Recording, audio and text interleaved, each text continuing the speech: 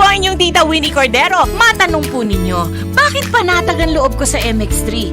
Dahil ito ay tested and proven na may alpha, beta at gamma mangosteen, mga natural na nutrients mula sa mangosteen. Meron din itong Seal of Quality Excellence at manufactured sa GMP at ISO certified na planta. MX3 is my choice. Tunay, natural at original. Mahalagang paalala, ang MX3 capsule ay hindi gamot at hindi dapat gamiting panggamot sa anumang uri ng sakit. ACS Kwarta Extravaganza. Narito na ang inyong pagkakataong manalo ng limpak-limpak na premyo mula sa ACS Kwarta Extravaganza.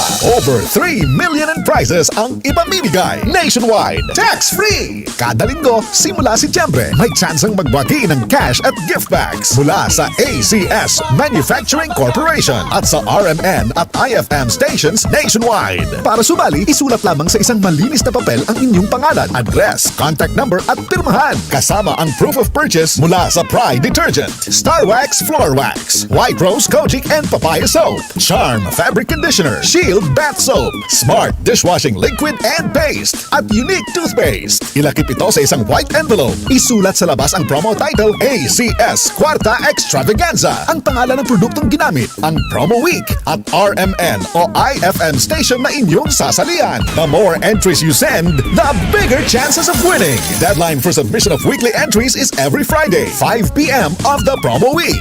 ACS Kwarta Extravaganza 2023. Hatid ng RMN at IFM stations nationwide. Kwarta Extravaganza.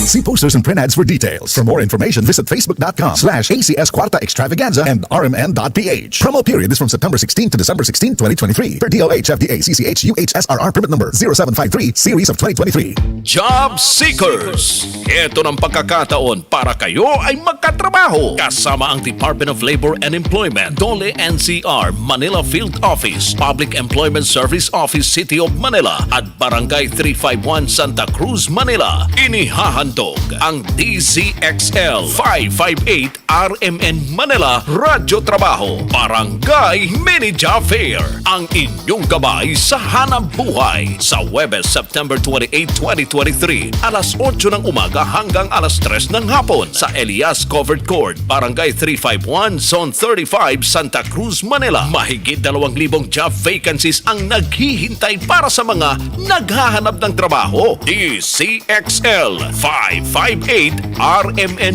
Manila Radyo Trabaho Barangay Mini Job Fair. Ang inyong gabay sa hanap buhay. Hatid ng Maynilad, ACS Manufacturing Corporation, makers of Shield Bath Soap at Unique Toothpaste.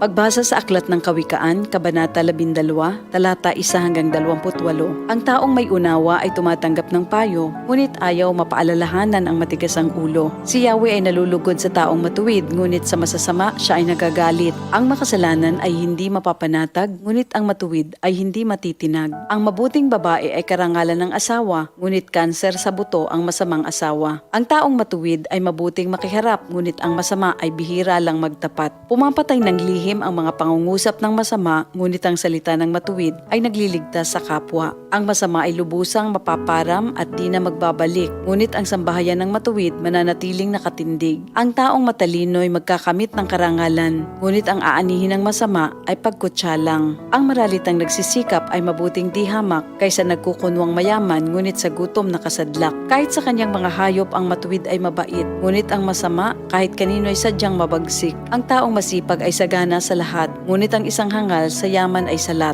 Ang nais ng masama ay puro kasamaan, ngunit ang tuntungan ng matuwid ay hindi magmamaliw. Ang masama ay nahuhuli sa salita ng kanyang bibig, ngunit ang matuwid ay malayo sa ligalig. Ang kakamti ng tao ay batay sa gawa o salita, bawat isa ay tatanggap ng karampatang gantimpala. Ang akala ng mangmang ay siya lamang ang tama, ngunit handang tumanggap ng payo ang taong may unawa. Ang pagkainis ng mangmang kaagad nahahalata, ngunit ang mga matatalino di pansin ang pagkutya. Sa pagsasabi ng tapat, lumilitaw ang katarungan, ngunit ang pagsisinungaling ay lumilikha ng kapahamakan. Ang matalas na pananalita ay sumusugat ng damdamin, ngunit sa magandang pananalita, sakit ng loob ay gumagaling. Ang tapat na labi ay mananatili kailanman, ngunit ang dilang sinungaling ay hindi magtatagal.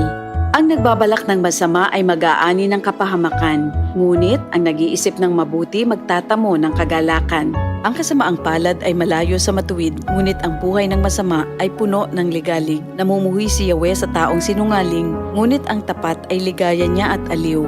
Di agad sinasabi ang alam ng matalino, ngunit kahangalan ay inihahayag ng mangmang na tao. Balang araw, ang masikap ang mamamahala, ngunit ang tamad ay mananatiling alila. Nagpapahina sa loob ng isang tao ang kabalisahan, ngunit ang magandang balita ay may dulot na kasiglahan. Ang payo ng kaibigang matuwid ay isang gabay, ngunit ang daan ng masama ay tungo sa pagkaligaw. Hindi makakamit ng tamad ang kanyang hinahangad, ngunit ang masikap ay laging may magandang hinaharap. Ang matuwid na landas ay patungo sa buhay, ngunit ang maling daan ay hahantong sa kamatayan.